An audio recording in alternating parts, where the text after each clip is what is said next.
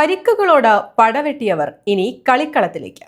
കളിക്കിടെയുണ്ടായ പരിക്കുകൾ ഭേദമായി കളിക്കളത്തിലേക്ക് തിരിച്ചെത്തിയവർക്കായി സൗഹൃദ ഫുട്ബോൾ മത്സരം സംഘടിപ്പിക്കുവാനൊരുങ്ങി പെരിന്തൽമണ്ണ കിംസ് അൽ ഷിഫ ആശുപത്രിയും കിംസ് അൽ ഷിഫ ആശുപത്രി സ്പോർട്സ് ഇഞ്ചുറി വിഭാഗവും.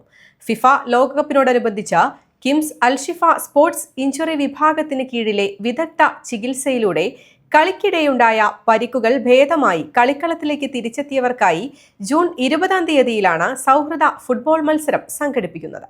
കിംസ് അൽ ഷിഫ ആശുപത്രിയും കിംസ് അൽ ഷിഫ ആശുപത്രി സ്പോർട്സ് ഇഞ്ചുറി വിഭാഗവും സംയുക്തമായാണ് സൗഹൃദ ഫുട്ബോൾ മത്സരം സംഘടിപ്പിക്കുന്നത്. ഫിഫ ലോകകപ്പിനോടനുബന്ധിച്ച് കിംസ് അൽ ഷിഫ സ്പോർട്സ് ഇഞ്ചുറി വിഭാഗത്തിന് കീഴിലെ വിദഗ്ധ ചികിത്സയിലൂടെ കളിക്കിടെയുണ്ടായ പരിക്ക് ഭേദമായി കളിക്കളത്തിലേക്ക് തിരിച്ചെത്തിയവർക്കായി സോക്കർ ഫെസ്റ്റ് എന്ന പേരിൽ സംഘടിപ്പിക്കുന്ന സൗഹൃദ ഫുട്ബോൾ മത്സരം 20 വൈകുന്നേരം 6 മണിക്ക് കരിങ്കല്ലത്താണിയിലെ സൈക്കോ സ്പോർട്സ് ഫുട്ബോൾ ടർഫ് ഗ്രൗണ്ടിലാണ് നടക്കുക. കൂടാതെ മലബാറിലെ പ്രമുഖ കോളേജുകളെ ഉൾപ്പെടുത്തിക്കൊണ്ട് ലോകകപ്പ് ക്വിസ് മത്സരം, ഷൂട്ടൌട്ട് മത്സരങ്ങൾ തുടങ്ങിയവയും സംഘടിപ്പിക്കും.